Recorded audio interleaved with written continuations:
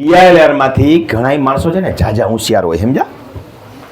જો એક માત્ર સિમતળનો નકશો રહ્યો ને એમાં જ પૈસા એડવાન્સ લે છે, બાકી ક્યાંય પૈસા લેતા નથી. અરજી લખીને આપો એટલે અમુક સમય પછી ઝેરોક્સ થઈ જાય, તમારી અરજી ઉપર ચોંટાડેલી હોય, તમને હાથે ગોતવાનું કીએ, કેટલાક એવા હોય લઈને હાલતા થઈ જાય તો ઓલા પાછાય નથી વાળતા કે એ પાછો વડે પૈસા દે એમ કોઈ કહેતું નથી, કારણ કે સિક્કા વગરની થઈ એ કે ઓથેન્ટિક હાલે નહીં, તમને જોવાના કામમાં ખાલી હાલે. એટલે આનો એક જોક કરું. એક ભાઈ આવ્યો સમજ્યા, અમારે આ બરાબર ચેતન જેવો જ હોશિયાર હતો, મારા જેવો વેપારી હતો. હવે મેં બોર્ડ માર્યું હતું ઉધારની મનાઈ છે, ઉધાર આપીને શરમાવશો નહીં, કે ઓળખાણ કાઢશો નહીં.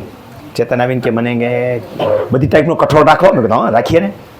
મને કે 1 કિલો અડદ નાખો, નહીં ખા. 1 કિલો મગ નાખો, નહીં ખા.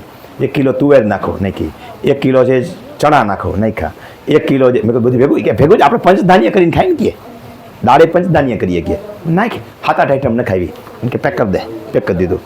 મેં કીધું લાય 300 રૂપિયા. મને કે ખાતામાં લખી નાખો.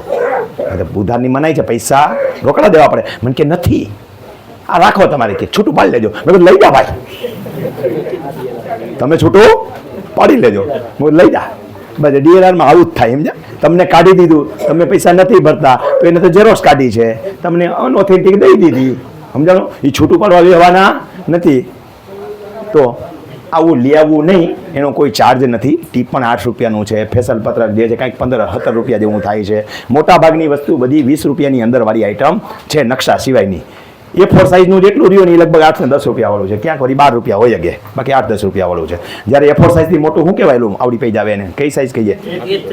A3. આ બધી માપણી રજિસ્ટરની નકલ ને ફેસલ પત્રક એ બધું A3માં નહીં, આવડી મોટી નીકળે ને A3 જ કહેવાય. હા, એ સાઇઝમાં નીકળે તો એના 18 રૂપિયા જેવો ચાર્જ છે. બાકી પહેલું જે નીકળે એનું કોઈ માપ સાઇઝ નથી, નકશો એ બહુ મોટો નીકળે.